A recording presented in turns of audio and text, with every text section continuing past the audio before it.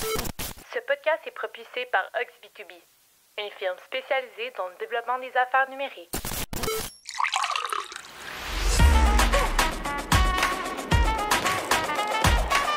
Bonjour et bienvenue au podcast B2B & Go, le podcast qui vous sert à chaque épisode une bonne dose des meilleurs outils et pratiques de vente et marketing B2B.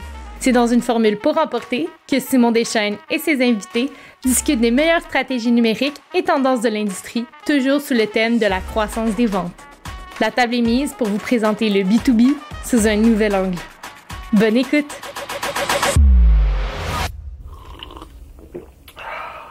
Alors bonjour, aujourd'hui on aborde un sujet hyper passionnant et un sujet très tendance. On va parler d'intelligence artificielle.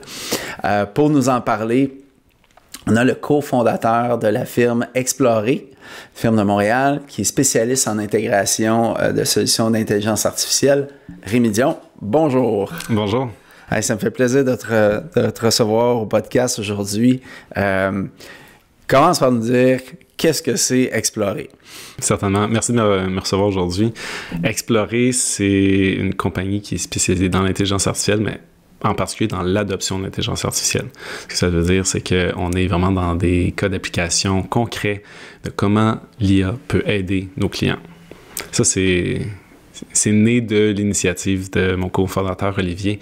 Lui, il travaillait dans une firme, une compagnie pharmaceutique qui avait des données, puis il était simplement curieux de savoir quel est son potentiel, où on peut aller pour l'aider dans sa réflexion. Donc l'idée, c'était pas d'avoir un projet de quelques millions de dollars pour utiliser l'IA, c'est j'ai des données, où sont les opportunités? Puis malheureusement, le marché était pas prêt à répondre à son besoin. C'était trop petit mandat. Donc, lui s'est dit, il y a un trou dans le marché. Il y a tous ces compagnies-là qui sont des petites, moyennes et grandes entreprises qui vont même pas pouvoir bénéficier des... au final, des avancées de l'intelligence artificielle. Fait que ça fait déjà 4-5 ans. Depuis, il y a beaucoup qui a changé. Notre message a un peu évolué aussi parce qu'au tout début, on était dans la fine pointe. On venait s'adresser surtout à des compagnies technologiques qui voulaient offrir un produit technologique à monsieur, madame, tout le monde. Puis éventuellement, on s'est rendu compte que l'offre vraiment intéressante, parce que notre mission, c'est d'être dans l'adoption de l'intelligence artificielle. Ce qui était vraiment intéressant, c'est de se tourner directement vers des gens qui pouvaient intégrer l'intelligence artificielle chez eux. Donc là, maintenant, on fait de l'applicatif du début à la fin, parce que ce que les gens ont vraiment besoin, c'est pas d'utiliser l'intelligence artificielle, c'est de répondre à un besoin d'affaires. Donc moi, ma discussion avec les chefs d'entreprise, quels sont vos enjeux? Où mettez-vous votre argent, votre temps? Où sont vos frustrations? Puis ensuite, je vous dis, la solution, elle est là. Oui, il y a de l'intelligence artificielle là-dedans, mais c'est pas vraiment ça que vous avez besoin d'entendre de toute façon. Avant d'aller plus loin, par exemple, j'aimerais ça. Qu'est-ce qui mène à être cofondateur? T'as pas l'air... Excuse-moi, t'as pas l'air aussi vieux que moi, du même âge. Ton parcours, qu'est-ce qui t'a mené là?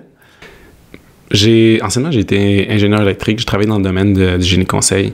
Puis, j'ai toujours été stimulé par les concepts physiques, mathématiques, puis le concret. Donc, l'impact que ça a dans le monde. Puis, je suis resté sur ma faim. Quand est venu le temps d'innover, d'aller à la recherche de solutions, je voyais des choses qui sortaient, puis on était vraiment dans le éprouvé, dans les solutions qui sont démontrées. Donc, dans le génie conseil, j'ai pas trouvé... Je restais sur ma soif, finalement, pour tout ce qui est innovation. Puis ça m'a pris quelques temps. Après avoir essayé à différents endroits, j'ai travaillé dans des données, dans le domaine des énergies renouvelables. Je suis aussi allé dans la gestion logistique, pour finalement me rendre compte, c'est dans ces problèmes d'optimisation-là que je brille le plus. Je me suis tourné vers le MILA, où j'ai fait mes études de maîtrise. Le MILA, c'est l'Institut québécois en intelligence artificielle. Puis ça m'a permis de solidifier mes acquis en apprentissage automatique, machine learning en français. OK. Puis, il y a eu une rencontre à ce moment-là avec ton partenaire d'aujourd'hui, c'est ça? À mon retour aux études, j'ai quand même lancé des perches. J'étais en mode entrepreneur. Donc, quelles sont les opportunités? Qui est actif? Puis, je voyais Olivier qui publiait sur les premières démarches qu'il faisait dans Explorer. Et puis, moi, ce qui m'avait amené vers l'intelligence artificielle initialement, c'était mes convictions environnementales qui étaient dans comment offrir des solutions en termes de recyclage, comment offrir davantage de bénéfices dans cette industrie-là qui me tenait à cœur. Puis j'ai vu l'opportunité, en me joignant avec Olivier, de couvrir plus large, puis de rejoindre également cet objectif initial. Hein. Ça fait partie de nos clients qu'on a eu dans le passé. Puis de solutionner des problèmes concrets avec Absolument. des solutions qui peuvent paraître compliquées, mais de simplifier. De jouer dans le vrai monde. Ouais. Wow. Ouais, c'est un très beau parcours. Bon, on va commencer avec une première question pour démystifier tout ça là, pour notre auditoire. C'est quoi l'intelligence artificielle? Oui. C'est une définition à nous donner là, qu'on peut comprendre facilement. Ça, c'est une question piège parce que, étant donné qu'on est encore dans un cycle de hype, il y a beaucoup de définitions. Essentiellement, l'intelligence artificielle, c'est une réplication d'un schéma cognitif. On prend des décisions, l'humain prend des décisions, est-ce qu'on est capable de répliquer ça par une machine? Donc, c'est très large. Un arbre décisionnel, essentiellement, où est-ce que tu dis oui, non, puis tu arrives à une décision, ça pourrait, dans certaines définitions, rentrer dans la définition de l'intelligence artificielle. Moi, j'ai fait des études spécifiquement dans le domaine de l'apprentissage automatique, machine learning en anglais. Ce que ça veut dire, c'est qu'on donne des données à la machine et celle-ci apprend les patterns derrière. Pour donner un comparatif, dans les dernières 30 ans, on parle de programmation, donc on donne des règles et des données et on obtient un résultat. C'est un peu comme si je dis, voici la règle, x plus y est égal à quelque chose, puis je te dis, les données, c'est quoi ton x, c'est quoi ton y. Tu as tous les ingrédients pour trouver la réponse l'autre bord du égal. Dans l'intelligence artificielle, je te donne la réponse l'autre bord du égal, je te donne ton x et ton y, je te dis, mais quelle est la formule qui me permet d'arriver là? L'intelligence artificielle, essentiellement, trouve la meilleure formule qui matche avec le plus possible de solutions et de XY. Donc ça, c'est la version mathématique de représenter comment on utilise finalement les données, qui sont les réponses qu'on cherche à obtenir et les données qu'on a. Je vais donner des exemples plus concrets dans notre conversation. Oui, mais écoute, je pense que c'est intéressant parce que dans le fond, votre focus, c'est de travailler avec les PME, ce que je comprends. C'est intéressant de voir, puis on en a discuté un petit peu à la préparation du podcast, mais tu as des exemples qui sont... Je pense que c'est le fun de discuter d'exemples parce que pour des entrepreneurs, on a besoin de voir qu'est-ce qui peut être... C'est quoi des exemples de problèmes qui peuvent être résolus? C'est quoi le process? Après ça, on discutera, puis les avantages, finalement, les bénéfices d'intégrer ça. J'en ai un peu parlé au tout début. On travaillait avec des compagnies technologiques, donc essentiellement, ils s'intéressaient à la boîte noire de l'IA, puis ils s'occupaient du reste. Puis désormais, les cas qu'on voit, ils évoluent aussi. Depuis novembre dernier, donc presque un an maintenant, ce qu'on voit, c'est que tout le monde était intéressé par l'IA génératif. Donc, on se fait beaucoup parler des ChatGPT de ce monde. Ça l'a influencé les cas typiques, mais essentiellement, ce qu'on voit dans le domaine du manufacturier, justement, qui est le créneau qu'on s'est donné parce que c'est là qu'on voit le plus grand potentiel pour l'IA. Forcément, ça vient avec la petite dose d'éduquer puis d'intéresser les gens qui disent « Ah non, l'IA, c'est pas pour moi. L'IA, c'est trop élitiste, c'est trop cher, ou j'ai pas vraiment d'intérêt pour ça, je vois pas comment ça peut s'appliquer, mais c'est l'audience qu'on s'est donné comme objectif d'aller rejoindre. Donc c'est sûr que c'est pas un défi simple, mais c'est parce qu'on voit énormément d'opportunités. Fait que là, je donne quelques exemples. On a travaillé, entre autres, avec une firme en fait, c'est une compagnie qui met de l'équipement de mesure sur des gros moteurs ou des grosses génératrices. Essentiellement, c'est un équipement de mesure de l'environnement, donc des courants, des voltages, du wattage, mais aussi température, vibration.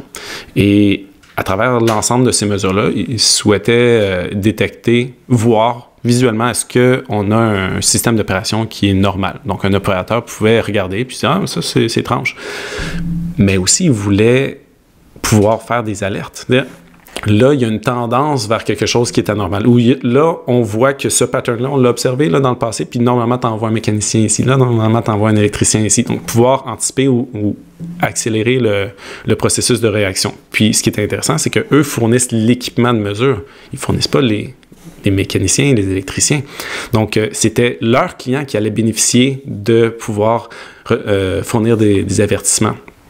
Ça, c'était un cas d'usage, mais l'autre cas d'usage aussi qui est très intéressant, on l'a vu chez eux, on le voit beaucoup, quand on a des équipements de mesure sur des machines, ce qui arrive aussi, je pense entre autres, centre de pompage pour une ville, on a de l'usure qui prend forme relativement lentement, puis pour prévoir de la maintenance sur ces machines-là, les gens utilisent des gabarits standards, c'est-à-dire que cette machine-là, il faut aller l'inspecter à tous les 6, 12, 18 mois, ce qu'on appelle la maintenance préventive.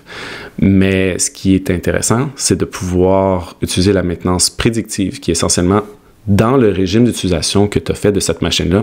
Tu n'as pas besoin d'aller le voir aux 6 mois. Ou, hey, ça dit 6 mois, mais on te suggère un 4 mois là-dessus parce que tu es dans tel gabarit, tel range d'utilisation. Donc ça fait en sorte qu'on peut éviter les surprises, ce qui est primordial pour certains de nos clients. On parle de centaines de milliers de dollars, millions de dollars parfois dans le domaine des mines, par exemple, à chaque jour. Donc d'avoir un arrêt non planifié est le pire scénario. Donc d'avoir une maintenance préventive, c'est essentiel, puis prédictive, c'est très utile. Je voulais aussi donner un exemple qui était plus dans le service, parce que je vois que ça s'applique dans pratiquement toutes les compagnies. On l'a fait chez nous. Puis, j'en entendais parler, je faisais une conversation avec une compagnie dans le domaine de la traduction. Ce qu'il nous disait, c'est j'ai 20-30 employés, je reçois des demandes à tous les jours. Il y a des longueurs de contrats qui varient. C'est pas tout le monde qui peut faire tous les contrats. J'ai la traduction d'un langage à un autre. Donc, il y avait des ressources spécialisées, des individus. Il y avait des tâches avec des horizons de temps différents. Et il y avait des demandes qui rentraient en continu. Donc, il y avait essentiellement besoin d'une personne qui était constamment à l'affût des courriels, simplement pour faire le dispatching. Et ça a commencé à être un enjeu problématique. La discussion qu'on avait, c'est quels sont les éléments où on peut intégrer de l'automatisation là-dedans. Puis ce qui ressort, c'est que du moment que tu as un workflow, puis dans un workflow, toutes les compagnies en ont un.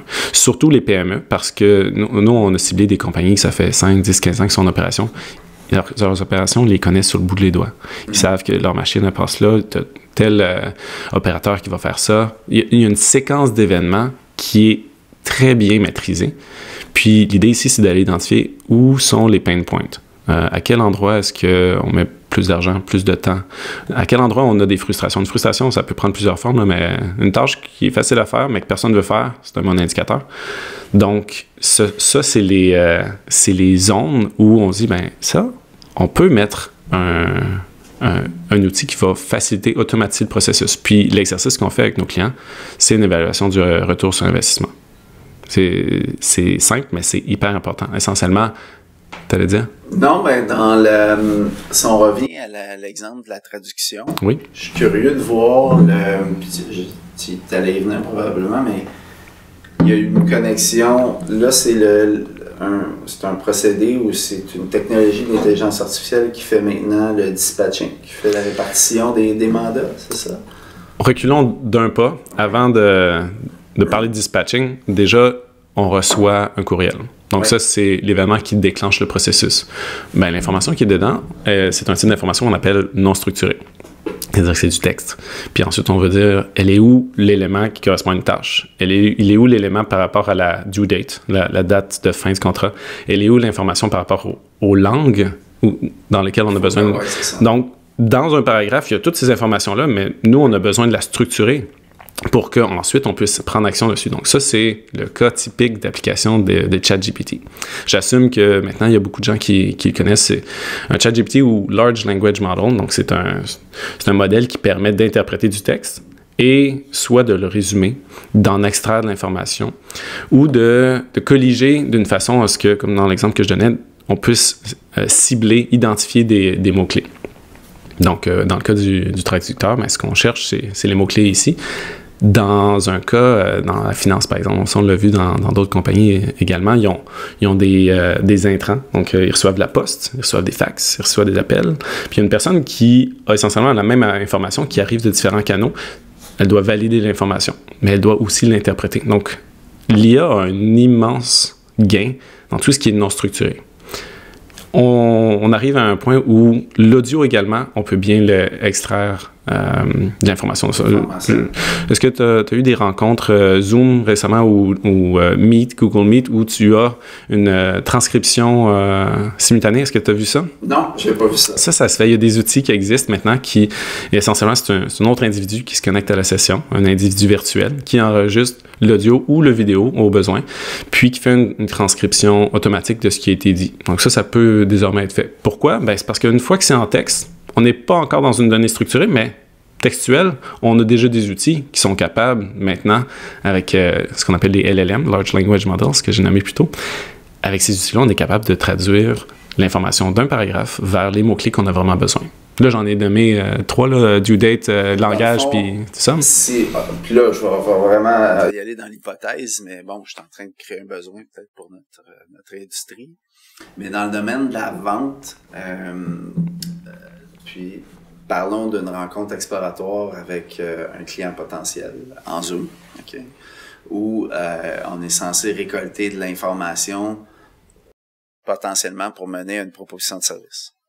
Absolument. C'est une conversation, mais par exemple, nous autres, on a carrément une checklist des choses qu'on valide, le type de cible, les territoires que le client veut viser. Les éléments importants à couvrir dans une première preneur rencontre. de décision, les objectifs qui courent avec ça. Ils ont-tu eu de l'expérience passée avec d'autres firmes qui généraient des rendez-vous? Ça a-tu été positif, négatif? Tous des éléments qui vont éventuellement servir à monter une proposition de service, se retrouver aussi comme information dans certaines sections. C'est des choses que... Mais ça, c'est un cas exemplaire. On cherche, on a une rencontre de débroussaillage. Essentiellement, on a des points importants à aborder. Ça, c'est notre workflow, là. Le workflow, c'est de passer à travers dans ce cas-ci, c'est une conversation d'une demi-heure ou d'une heure où on a des éléments à discuter. Puis chacun des retours qu'on a pour chacune des réponses, ça peut nous envoyer dans une direction ou une autre dans la conversation.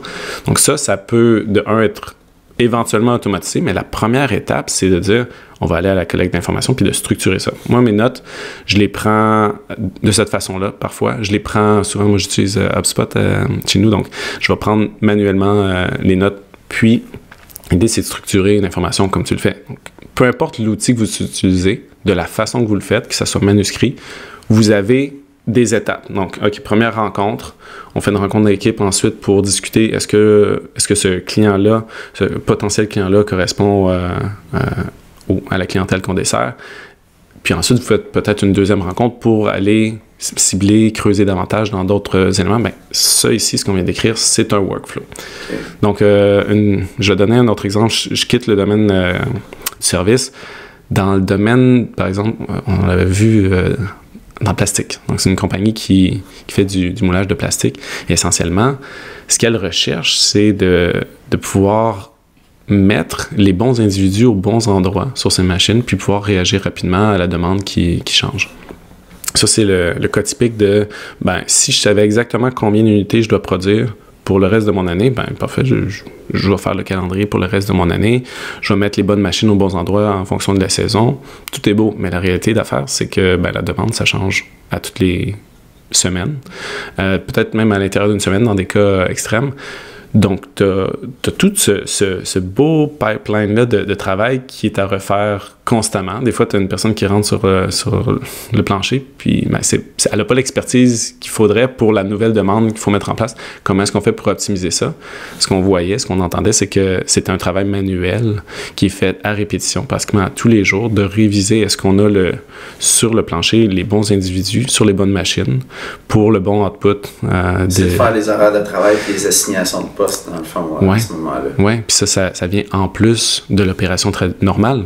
C'est-à-dire que si tout fonctionnait bien, la personne aurait déjà un chiffre complet, puis en plus, il faut qu'elle ajoute ça dans son horaire.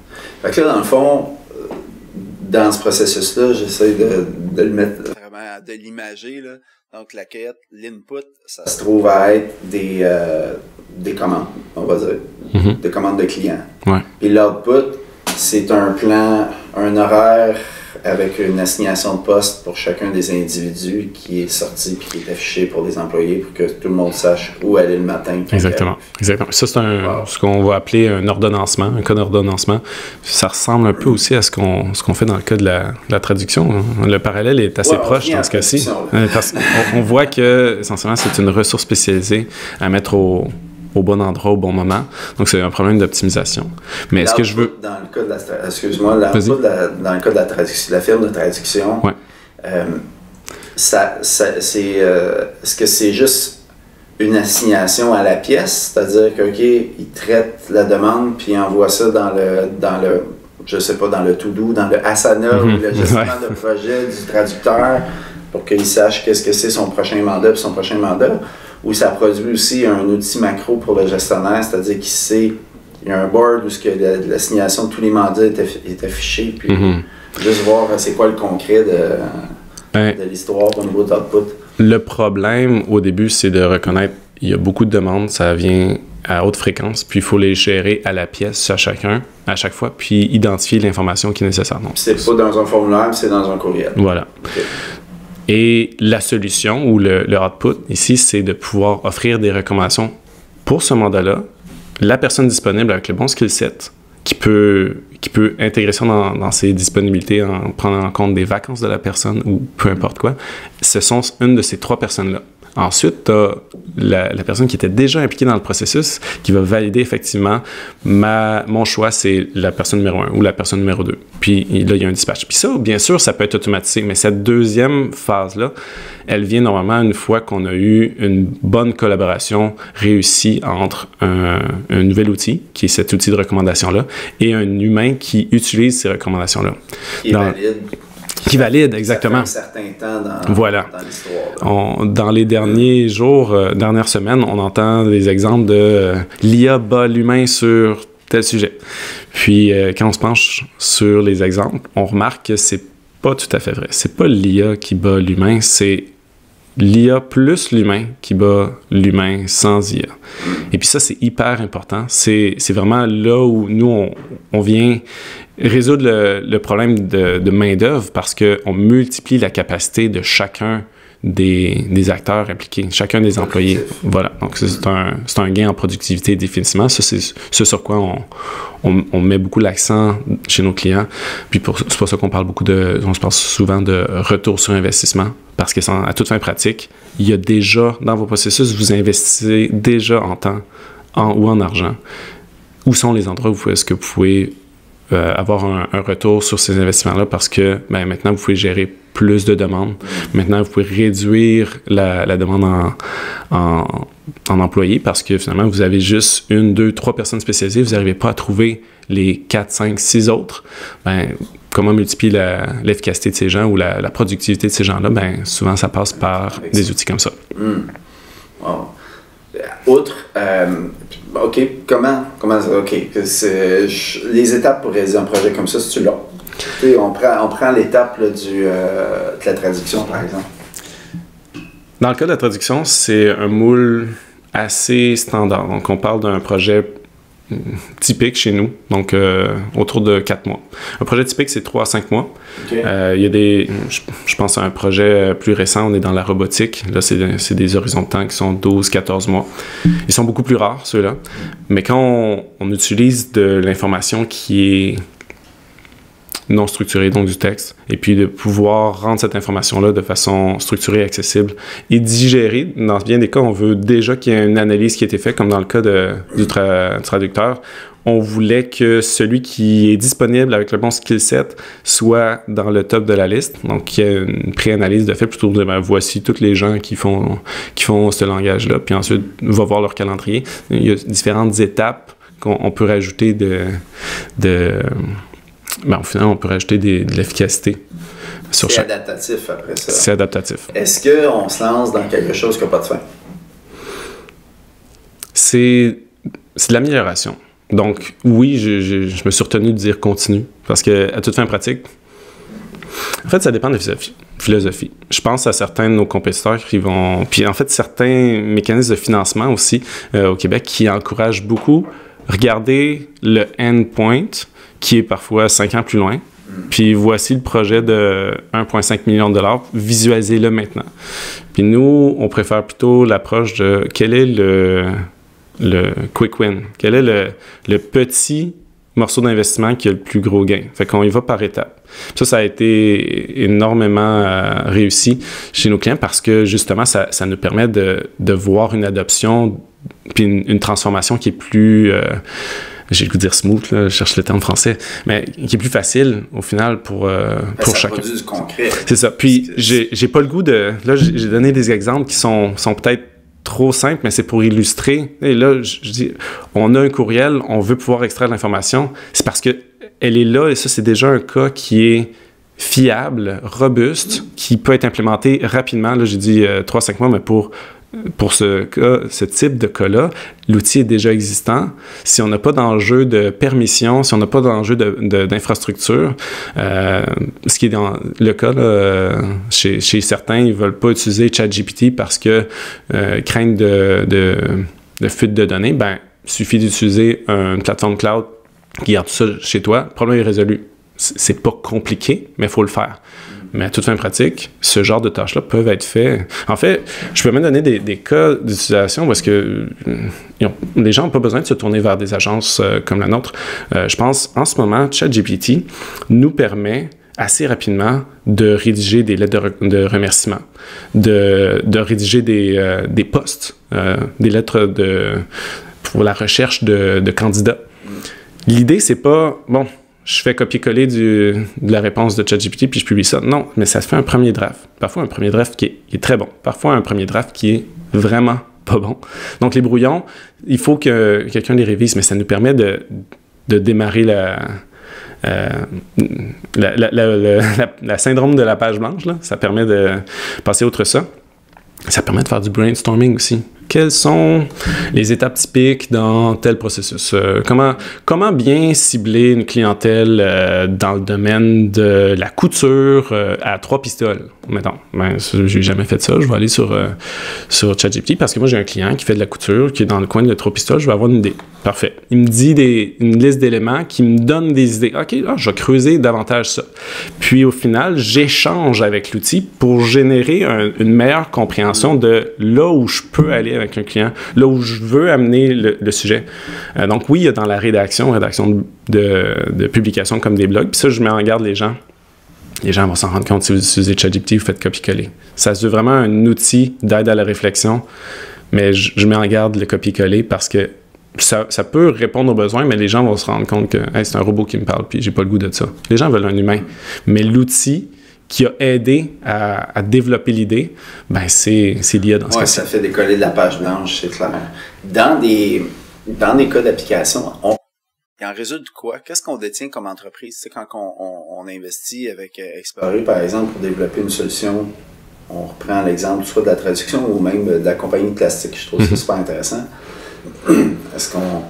C'est-tu un logiciel? C'est-tu quelque chose qui nous appartient? On développe-tu une propriété intellectuelle dans ce temps-là? Réponse est pratiquement oui à toutes les questions. Donc, le logiciel, il peut être...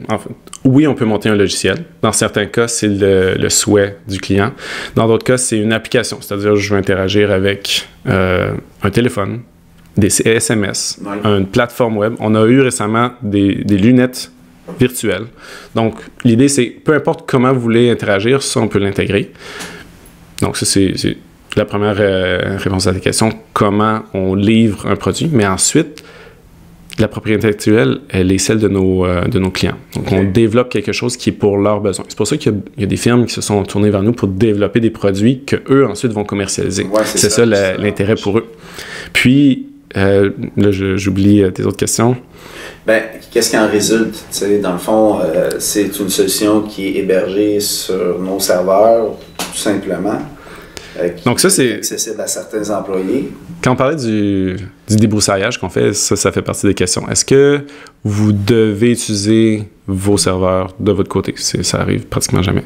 Est-ce que vous avez un fournisseur de services nuagique que vous voulez utiliser? Les grands de ce monde, Amazon, Google, peu importe.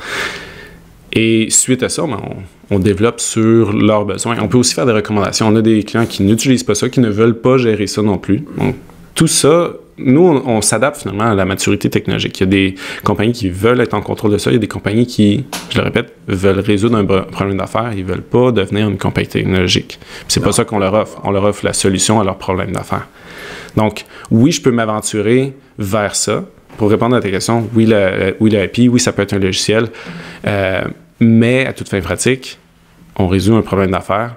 de la façon qui correspond à leurs besoins, qui correspond à la façon que leur utilisateur va interagir. L'utilisateur, dans bien des cas, c'est des employés de la compagnie. Dans un cas d'un produit, c'est des clients de la compagnie. Donc, on va s'adapter aux besoins de chacun. Puis c'est ça la force d'une compagnie de services conseil, c'est de pouvoir offrir cette flexibilité-là. Quand tu disais, il y a déjà des compagnies qui vous font développer des produits, ils ont identifié, j'imagine, des problématiques, font développer des produits qu'eux-mêmes vendent. Oui. Ça a un certain succès? Ben absolument. Je pense entre autres à Gazelle AI qui a eu une vente réussie suite à l'intégration de certains modules qu'on a développés pour eux. On adore Gazelle. Puis, en fait, la façon que tu as formulé ta question, ça me fait penser, il y a différentes façons de démarrer un projet. Je vois le cas typique de l'IA, c'est pas pour moi, ça coûte trop cher. Puis là, j'entre en mode, ben, t'es sûr? Parce que voici comment on l'applique dans d'autres cas qui ressemblent à ce que tu fais. Puis ça, c'est pour démarrer la conversation parce que je ne sais pas ce que tu fais, mais de ce que je vois dans cette industrie, je vois des applications. Puis si tu me permets d'avoir la conversation avec toi, puis de parler de là où tu mets ton temps, ton argent, puis tes efforts, je peux mieux comprendre là où il y a des outils. Puis je le répète, là, c'est des outils qui ont été éprouvés, qui sont fiables. Pourquoi? Parce que maintenant, c'est plus la même réalité qu'il y a 4 ou 5 ans, là. Maintenant, il y a une librairie complète d'outils qui existent. Ou est-ce que je peux simplement dire, ben là, ton problème correspond assez proche à cette solution-là ou cette solution-là. Donc moi, je peux partir de là. Je pars pas de zéro, je pars de ces outils-là. Puis là, j'adapte la solution. De là aussi le fait que c'est des projets qui peuvent donner du concret en quelques mois seulement, là, qui prennent pas des années à développer. Là. Exactement. Initialement, on avait besoin de beaucoup de données. C'était très coûteux. Ça prenait beaucoup de temps et beaucoup d'efforts en termes de computing power. C'est plus du tout la réalité. Maintenant, les gens vont utiliser les mots comme modèle de fondation ou foundation model. Essentiellement, ce que ça veut dire, c'est qu'on a des grandes tâches, des grandes familles de tâches qui ont déjà été résolues. Puis on n'a pas besoin de recommencer. C'est open source. Okay. Puis maintenant que c'est fait, ben il n'y a plus personne qui va repartir de zéro. C'est plus nécessaire. Le français, c'est du français. C'est un modèle qui est capable de comprendre le français ou qui est capable de comprendre l'anglais. Tu n'as plus besoin de refaire l'exercice. Tu pars de ce modèle-là, tu le bonifies, tu l'améliores. Je vais parler du cas de la langue, là. C'est un modèle qui performe bien en français, mais que tu veux mieux performer dans un jargon légal pour les avocats, ben, tu vas partir de ce modèle-là, tu vas le réentraîner sur ce jargon-là légal québécois. Donc, on peut vraiment rentrer pointu dans la spécialisation. Et un autre cas qu'on voit, on collabore entre autres avec MILA, l'Institut québécois en intelligence artificielle. Ouais. C'est à Montréal, dans le domaine du MILEX, dans le coin du MILEX.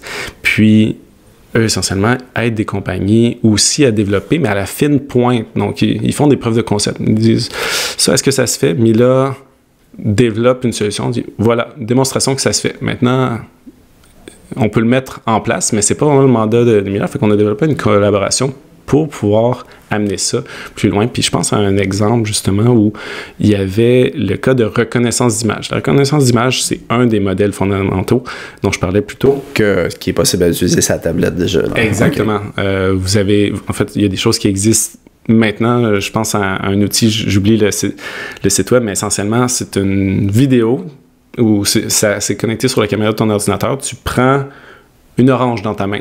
Fait que là, tu filmes ça. Ensuite, tu pèses sur stop. Tu prends un autre objet dans ta main, mettons une pomme, tu enregistres. Puis à la fin, ben, le modèle est entraîné sur ça. Fait que si tu lui présentes l'orange, il va dire voici une orange. Si tu lui présentes la pomme, il va dire voici une pomme. Donc, c'est des modèles avec lesquels on peut jouer déjà. Mais dans ce cas-ci, le besoin du client, c'était d'utiliser un de ces modèles-là, mais pour son besoin en plomberie. Donc, il y avait un catalogue de pièces de plomberie. Puis l'idée, c'était comment est-ce que je fais pour distinguer un joint d'un autre joint. Mais tu sais, il y a des petites différences. Fait que là, on est dans le très fin. Il y a des détails très fins qu'on souhaitait pouvoir différencier de l'un à l'autre. Puis la difficulté aussi, c'est que dans ce cas-là, un catalogue, c'est sur fond blanc. Fait que si je m'entraîne sur toutes les pièces dans son catalogue, c'est bien. Mais qu'est-ce qui va se passer si lui veut mettre cet outil-là dans les mains de ses clients? Dire, ouais, si t'es pas sûr de la pièce que t'as, voici notre application. Puis là, lui, il la tient dans sa main. C'est une pièce un peu rouillée. Il y a il y a sa main qui la tient ou il la tient devant un fond, un background de briques ou de briques. Ben là, est-ce que le modèle va aussi bien performer? Donc, quand on parle de peaufinage de modèle, en anglais fine-tuning, c'est ça qu'on veut dire. On prend un modèle qui performe déjà très bien, mais on va le mettre dans le cas d'application que toi, tu as besoin. Fait que là, c'est rendu que ce client-là peut utiliser ça, genre, même son technicien sur place, peut regarder la pièce, puis dire au bureau chef, envoie-moi telle affaire, ou c'est ça que je vais devoir ramener la prochaine fois. L'idée ici, c'est justement d'insérer ce bloc-là dans le workflow. Là, je fais un lien avec le workflow initialement. Dans leur pipeline de services, cette compagnie-là vendait, mais aussi offrait la maintenance. Comment est-ce qu'on fait pour faciliter, dans le fond, le retour quand quelqu'un a un problème, une pièce, il envoie une photo, il faut qu'il y ait quelqu'un qui passe à travers le courriel, regarde la photo, le trouve dans le catalogue. C'était un fardeau à la fois pour la compagnie de gérer ça, mais c'est aussi un délai pour l'utilisateur de devoir attendre l'interaction qui se faisait par courriel ou par écrit. Donc, finalement, dans la portion, dans le workflow qui est « je vends une pièce, je l'installe, j'offre la maintenance, je revends une nouvelle pièce de réparation, mais juste ce module-là, j'offre l'assistance pour l'installer ». Ça, c'est le workflow. Ben, il y avait l'étape « j'ai besoin d'aide pour identifier ma pièce », qui était celle qui était peu de retour sur investissement pour eux parce qu'ils perdaient du temps énormément. Ils n'avaient pas encore vendu la pièce. Puis, ça crée des frustrations chez le client. Donc, dans ce cas-là, il y avait un immense gain pour leur workflow de pouvoir raccourcir le temps d'interaction et de faciliter la reconnaissance. Il y avait un goulot d'étranglement, exactement. Clairement. Puis, OK, j'arrive à la question qui tue. Est-ce que c'est des projets coûteux? Comment ça fonctionne? Ben, tu dois t'en douter maintenant que j'ai parlé des modèles fondamentaux. Oui. Ça facilite énormément. Donc, je vais parler dans notre cas, parce qu'on s'est donné cette mission-là d'adoption. C'est pas le cas de tous les acteurs dans l'écosystème. Dans notre cas, on a des mandats qui vont de 10 000 dans des ateliers stratégiques. J'en ai pas parlé, j'en glisse sur un mot. Atelier stratégique, c'est pour donner une direction. Donc, essentiellement, on a un individu qui dit « Moi, j'ai une idée, je veux aller par là. » Ben, on va s'asseoir. Est-ce que cet objectif-là rencontre tes besoins? Est-ce que tu as exploré les autres avenues? Avant de se mettre les deux pieds dedans, on va voir qu'est-ce que ça prend, quelles sont les autres opportunités, ce que j'aime appeler les low-hanging fruits, à grand potentiel, les opportunités. Et pour implémenter, ce qui est l'essence de ta question, le coût pour implémenter, normalement, ça varie entre 25 000 et 50 000 pour ce type de projet-là. OK. On a des projets qui sont sur plus longue haleine, des projets qui sont, par exemple, dans le cas de la détection de vieillissement. Là, plutôt, j'avais nommé l'exemple où est-ce qu'on a de l'équipement sur une machine qui capture des signaux, puis on veut voir comment ils évoluent à travers le temps pour pouvoir dire « Hey, cette machine-là performe plus comme elle performait il y a une semaine ou comme il y a 2 mois ou il y a 6 mois. » Puis ça l'a suffisamment dégradé que tu devrais probablement faire un peu de maintenance. Bien ça, ce genre de projet-là, c'est un petit peu plus délicat parce qu'on a besoin d'informations spécifiques à l'environnement. Donc, notre client doit avoir déjà capturé des données. Il doit avoir, malheureusement pour lui, ce qui est vraiment utile, c'est des données de problèmes. Donc, on lui en souhaite pas, mais c'est quand il a capturé des situations problématiques qu'il y a le plus de richesse dans la donnée. Et puis, ce genre de projets-là sont un peu plus coûteux, justement. De plus longue haleine. Oui. De plus longue haleine, normalement, ça va aller entre 8 et 12 mois. Puis un mandat qui est entre 50 et 100 000. Okay. Ça, on voit des cas plus onéreux, mais moi, je mise toujours sur le premier bloc Lego. Comment on fait pour aller chercher de la valeur au premier? Puis ensuite, qu'on a démontré le retour sur investissement, c'est facile d'aller vers les prochains. Les gens voient le concret. Voilà, il y a exactement. aussi une adoption en termes de gestion de changement à l'interne aussi, des façons de faire. Dis-moi donc, est-ce qu'il y a j'imagine il y a du financement pour des projets comme ça? Ça touche chose à faire, la R&D, tout ça. Mais est-ce que vous êtes au fait de ça?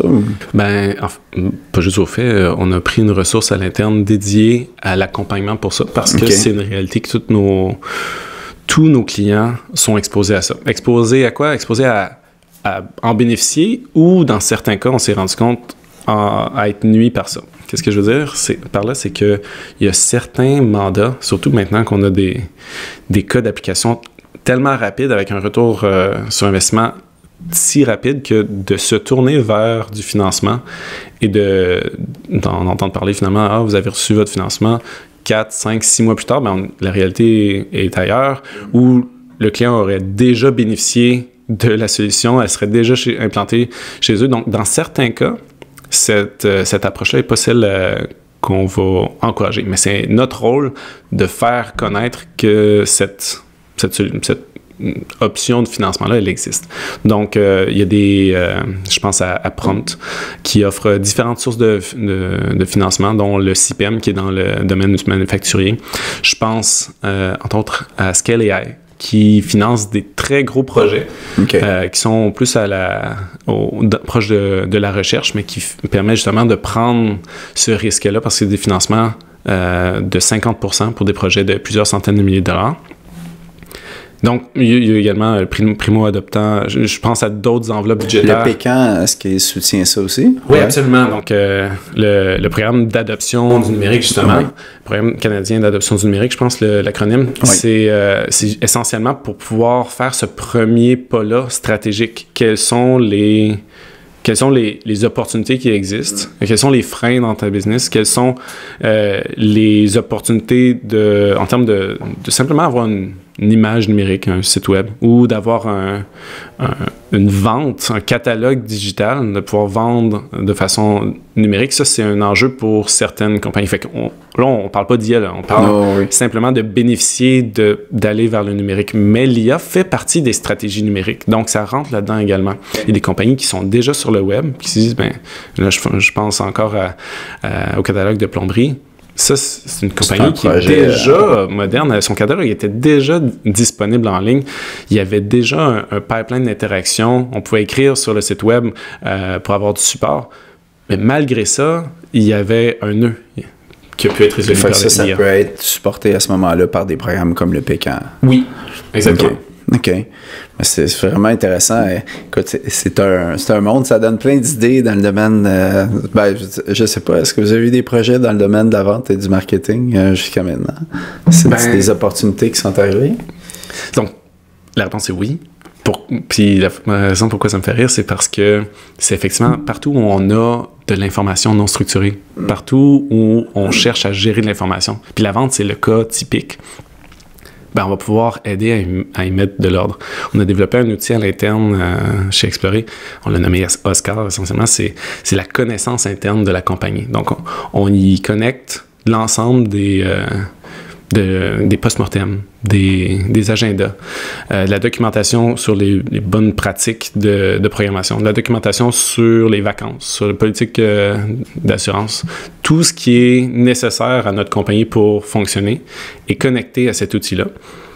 Puis, cet outil-là fonctionne à toute fin pratique comme ChatGPT, dans le sens qu'on lui pose des questions, puis il nous donne des réponses qui sont spécifiques à notre entreprise. Et cette information-là n'est pas ouverte au public. C'est pas un outil qu'on met pour monsieur, madame, tout le monde qui va pouvoir poser des questions à notre compagnie. C'est pour nous à l'interne. Je donne un cas qui est particulièrement utile. Des post-mortem qui est fait par employés A, B ou C. J'ai pas été impliqué dans le projet. Je sais même pas ce qui a été fait sur ce projet-là. Puis quand je parle à un client, je me demande est-ce qu'on a déjà travaillé sur ça? Puis là, il me sort il y a une information dans le post-mortem qui dit effectivement, on a déjà travaillé dans le textile. Voici le projet A et B qui correspondent à ça. Puis on a fait ci, ça, parle à ton employé, parle à Philippe. T'sais. Donc ça nous permet rapidement de trouver l'ensemble de l'information où elle est. Moi, j'ai travaillé chez Stantec, j'ai une firme de génie conseil par le passé. Puis une des choses qui avait une équipe dédiée à la gestion documentaire. La gestion documentaire, qu'est-ce que c'est? C'est une équipe qui met l'information au bon endroit pour que toi, ensuite, tu puisses la trouver, mais il faut que tu saches c'est quoi le mécanisme, à quel endroit il le trouve. Puis essentiellement, avec cet outil-là, l'information est créée, elle est déposée n'importe où, tant que c'est accessible à notre Oscar. Puis si je pose une question, j'ai besoin d'informations, c'est quoi mes vacances? J'ai droit à combien de vacances cette année? Cette information-là a été scannée par Oscar et il peut me fournir les réponses. Donc, ça aide énormément tant à l'entreposage. Pour toutes les compagnies? Oui, en fait, c'est ça. En fait, il n'y a pas une compagnie à qui j'ai parlé de ça qui me dit... qui m'a pas dit il faut qu'on se reparle. Tout le monde me dit ça me prend ça demain ou ça me prend ça hier. Puis c'est très simple à installer. La réalité, c'est que c'est très simple. Mais est-ce que ça capte les inputs, je veux dire, est-ce que ça capte les rencontres d'équipe? Est-ce que ça peut aller jusque-là ou c'est... Donc là, en ce moment, la façon qu'on l'a construit, c'est l'information textuelle. C'est sûr que si vous avez des outils de transcription, ben là, l'information est textuelle. Si vous donnez ça, peu importe comment vous le nommez, là, appelons-le Oscar. Oscar va pouvoir utiliser l'information qu'il y a dans vos notes de rencontre, effectivement. OK. Wow. Trop d'idées. Mais c'est ça qui est difficile, je trouve, dans mon travail, c'est que moi... Focus, hein? Oui. Mais c'est aussi que je réfléchis avec mes clients. C'est-à-dire que je vois ce qui est possible, je développe des solutions, puis à chaque fois qu'il y a une nouvelle solution qui est développée, ben finalement, je vois plus loin, je vois plus haut. Fait que là, je me dis, on peut aussi faire ça. Puis fait que dans 6 mois, si on se reparle, ben on va être ailleurs. Déjà, parce qu'il y a d'autres trucs sur lesquels on va pouvoir construire. Désormais, les modèles fondamentaux, il va en avoir plus qui vont sortir. Puis en terminant, une fois qu'une solution est implantée, est-ce qu'on est assez autonome ou ça demande de la maintenance vraiment très régulière de votre part? Est-ce qu'on s'attache avec un contrat de maintenance qui est lourd ou comment ça fonctionne? Je vais répondre de façon générale, fait que je vais quand même rentrer dans les détails. La réponse courte, c'est non, vous n'êtes pas attaché. Okay. La réponse plus complète, c'est si vous ne voulez pas avoir de responsabilité technologique, nous, on peut s'occuper effectivement de maintenir le réseau infonuagique. C'est-à-dire, si vous êtes avec Amazon, avec Microsoft, peu importe, on peut le faire. Mais si vous voulez le faire, si vous avez la main-d'œuvre à l'interne pour le faire, parfait, vous n'avez pas besoin de nous. Puis vous n'avez pas besoin de nous dans tous les cas, vous pouvez le faire avec un autre fournisseur de services. Donc, cette partie-là n'est pas... Vous n'êtes pas liés.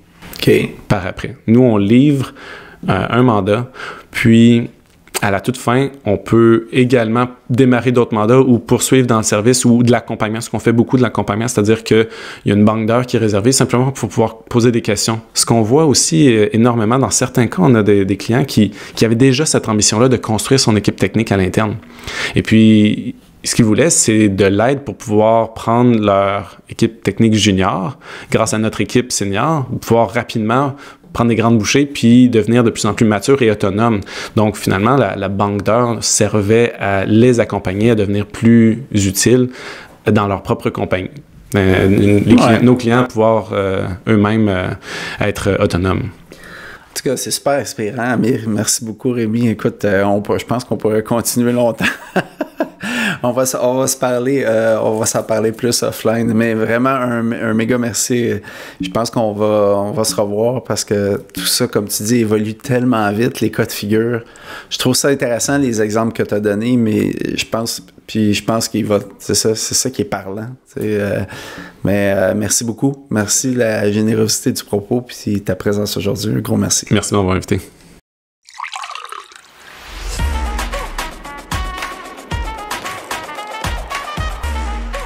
C'est ce qui met fin à un autre épisode de B2B & Go. N'oubliez pas de vous abonner à notre infolette en vous rendant au oxb2b.com/podcast pour être notifié dès la sortie de notre prochain épisode, en plus de recevoir l'aide-mémoire préparée par notre équipe. Vous trouverez dans celle-ci un résumé des sujets abordés aujourd'hui, en plus de stratégies pour donner un boost de caféine à votre développement d'affaires B2B. Rendez-vous le mois prochain pour un tout nouvel épisode. À bientôt!